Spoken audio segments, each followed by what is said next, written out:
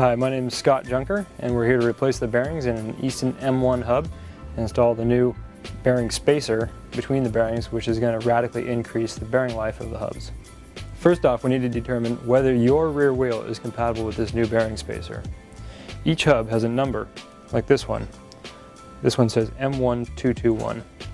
Any hub ending in a 1 is compatible with the new bearing spacer. Now that we know that your hub is compatible with this bearing spacer kit, here's what you'll need. This is the bearing spacer replacement kit. It comes with the bearing spacer, 2 new bearings, and you can see that these are brown on both sides. This new bearing spacer is compatible with XC wheels, Haven wheels, and Havoc wheels. For the purposes of this demonstration, we're going to be using this XC hub. First, we need to disassemble the hub and remove the existing bearings. I'm going to start by pulling on the cassette body. It's going to come right off. Next, we insert a 12mm Allen into the right side of the axle. And use a 20mm cone wrench on this left-hand threaded adjuster on the left side. So it's righty-loosey, lefty-tighty. We're going to go backwards on this one. Alright. Now, loosening that preload adjuster is going to pop the left side end cap off. And then we can just pop the axle out like that. This is the old adjuster. We're going to set this aside because we're going to replace that in a minute here. The axle comes out. It's a nice slip fit there. Now we need to remove the existing bearings. We're going to use a woodruff or half moon key and a regular shop punch. First, we're going to remove the right side bearing by putting the half moon key up from the bottom. This is the installation of the woodruff key here.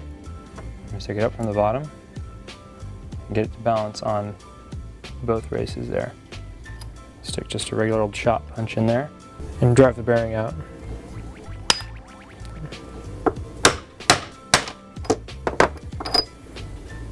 For the left side bearing, we're just going to use the regular axle, but we're going to put it in backwards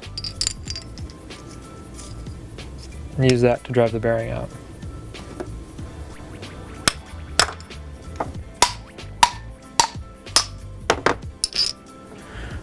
That also pops out the seal on the left side of the hub. So now we have a nice clean hub shell, and we need to install the new bearings. First step is I'm going to install the large bearing onto the large tool. This is just a regular front quick release. We're going to install that into the hub shell. On the left side, we're just going to use the small tool all by itself. Put the quick release nut back on. And in this case, the quick release is acting as the bearing press. So I'm just going to tighten the quick release, and you'll be able to feel it bottom out. Because these tools support the bearings on both the inside and outside race, it's really hard to over tighten them.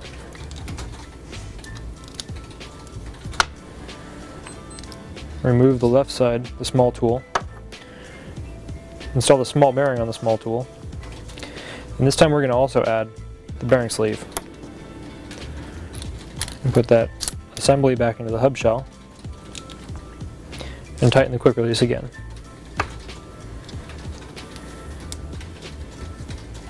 And again, you'll be able to feel it bottom out. Just to make sure it's good and tight. It's all the way in.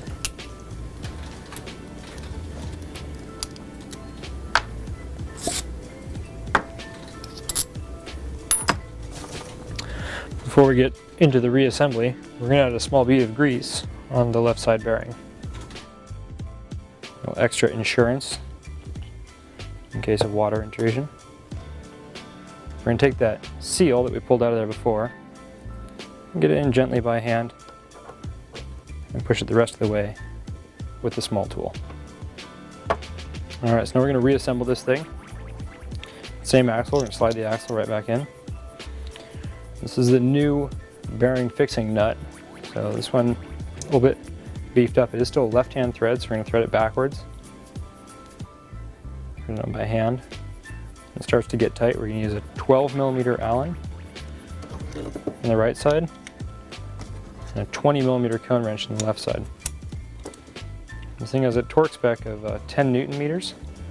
So we're going to get this thing pretty good and snug. It's about the same torque as on a old style cup and cone hub. Same type of torque you'd put on the cups and cones. The left side end cap just pops back on. Slide the cassette body on, make sure we have that spacer centered up in there. And spinning it backwards to make sure we don't damage the cassette body seal. The right side end cap also just pops back on. And we're finished. This bearing spacer and installation kit is available direct from your local bike shop, online at eastoncycling.com, or directly from Easton Bell Sports. Adding this bearing spacer to your hub is going to radically increase the life of your bearings.